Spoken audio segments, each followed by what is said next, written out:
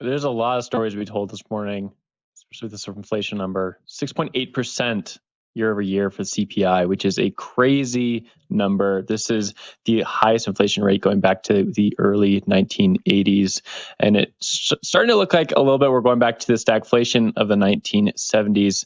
And some inflation pressure from the 1960s as well. So we're going back into some economic territory that nobody wants to be part of. So CPI is a basket of different goods and it's indexed together to kind of create a broader picture of how expensive goods are on a larger market. And we've seen that the CPI has been inching up over the year. The Fed at the beginning of the year said, hey, we're kind of target around 2% inflation to kind of give some healthy economic stimulus to the market. Well, that kind of ran off the tracks. We broke above 5% earlier this year, and now we're well over 6%. It means the goods and costs for average Americans are increasing a lot. Gasoline is up over 50% year over year. Basics like food, eggs, steak, chicken, that's up over 10% year over year. It's looking pretty unhealthy. And of course, this all ties back to Bitcoin. Bitcoin pumped a little bit on the news, not a lot. So did equities.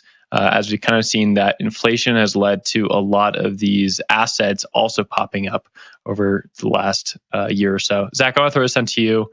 This, of course, is what Bitcoin was made for in a sense, to kind of be a hedge against inflation. But it is not where anyone wants to be. Nobody wants to be paying 50% more at the pump. Yeah, it hurts. Inflation, it's becoming a big thing. And I think, to their credit, Bitcoiners kind of called this one, right? They say, hey, this inflation is going to be pronounced. It's going to be painful. It's going to be inevitable. And I think we're starting to see that a little bit. So credit to them for sounding the alarm on that. On the other hand, Bitcoin's not really responding as some might have anticipated relative to this inflation, right? Bitcoin is under 50,000 at the moment, pumped a little bit, but then sold off quite a bit sharply after that. So the fact that Bitcoin isn't responding the way that some, inflation-minded investors might expect it to, makes me wonder whether that narrative is as strong as some in the industry believe it might be. Potentially in the long term, Bitcoin could be that inflation hedge if this is sustained. But right now, it doesn't seem to be reacting to this pretty shocking number out of Washington this morning. So I'm going to toss this back to you, Will. You sort of mentioned the historical context here. Thoughts on what's next? Ooh, bigger question. Thoughts on what's next? I think for Bitcoin going to next year, a lot of people are expecting, hey, maybe Bitcoin responds even stronger to the inflation going up. So we saw like in the beginning of the bull market in December 2020, January 2021, when we saw Bitcoin break $20,000 for the first time in over 3 years. And then it broke 30K, 40K, 50K. A lot of that pent up bull run and like all the money flowing into Bitcoin, it had somewhat to do with inflation, like a little bit. I think a lot of people had some expectations that there was going to be higher inflation due to the money printing and the stimulus money that kind of came out of the COVID pandemic. But now we're seeing the CPI number hit the books from governments themselves, and we're seeing it all around the world. It's not just the US. And I think the question here now is, can Bitcoin really respond in a way that it hasn't done so in the past? In the past, it's responded to expectations of inflation. Well, inflation's here now, and will people start dumping money into Bitcoin and using it as a means to save and protect the wealth that they have? And I think it really is anyone's gamble. This Bitcoin bull run has been going on for quite a while now. It's been a pretty long drought, and there's been a lot of unhealthy parts of the market. I think a lot of experts would basically agree on. NFT bubble has popped up twice now. There's been a lot of different coins out there like Shiba Inu that people have not expected to kind of blow up. And that makes a lot of people think, hey, maybe we're not really in a healthy spot and Bitcoin can't respond to the inflation numbers that we're seeing right now, just because it's been such a long bull run and there's been so much hot money going to the wrong pockets.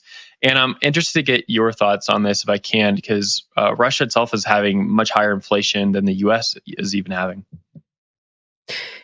Yeah, oftentimes when I hear about the US inflation, I'm like, what? Because I would say from Russia, it doesn't really look that horrible.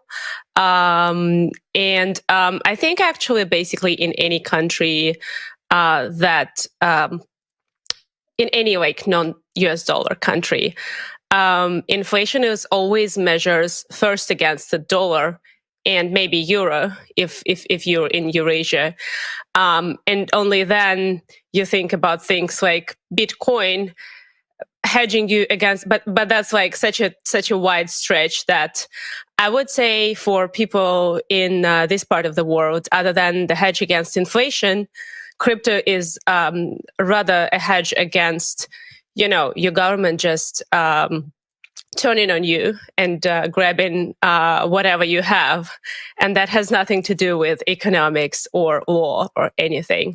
So it's rather about politics and censorship and surveillance than about economics and inflation and monetary policy and stuff like that.